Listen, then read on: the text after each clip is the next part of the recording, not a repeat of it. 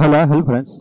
আজকে আমরা আলোচনা করব Khan method complete book of written spoken English grammar বই থেকে chapter 31 how to read verb lecture 14 অর্থাৎ একটি ভার্ব দিয়ে কিভাবে বাক্যাংশ করে চর্যাপদভাবে পড়া যায় সেগুলো নিয়ে আমরা সেন্টেন্সের আলোকে শিখব। যেমন not to plus verb negative simple infinitive হয়। যেমন নট টু ডু না করা না করা না করতে না করার জন্য না করার কারণে। নট টু রিড না পড়া না পড়া না পড়তে না পড়ার জন্য না পড়ার কারণে। নট টু প্লে না খেলা না খেলা না খেলতে না খেলার জন্য না খেলার কারণে। নট টু বি না হওয়া না হওয়ার না হইতে না হওয়ার জন্য না হওয়ার কারণে।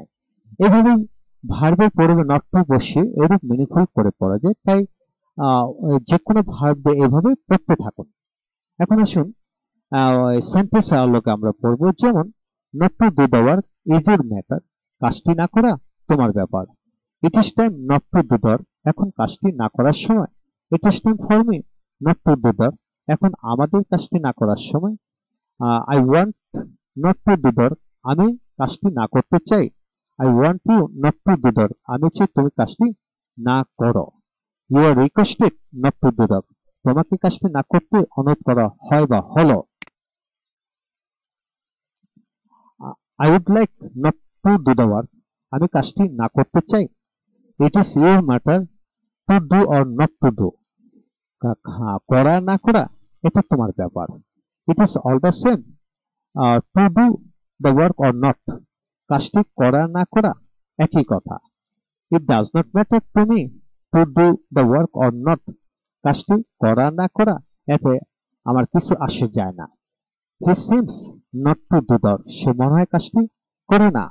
হাই ফ্রেন্ডস, আমরা আজকের আলোচনা থেকে কি শিখলাম? যে কোনো ভার্বের পূর্বে নট টু বসলে এরূপ অর্থ করে পড়া যায়। এছাড়া এখানে অনেকগুলি টু ডু দিয়ে অনেকগুলি এক্সাম্পল দেওয়া হলো। এছাড়া এটা জানিয়ে রাখি, টু ডু দিয়ে আমার অন্যান্য ইনফিনিটিভ চ্যাপ্টারে 63 ভাবে পড়ার কৌশল দেখানো হলো। যারা ইনফিনিটিভ সম্পর্কে জানতে চান তারা অবশ্যই ভিডিও লেকচারগুলো দেখে নেন, মনে অজান্তেই ইংরেজি শিখতে পারবেন।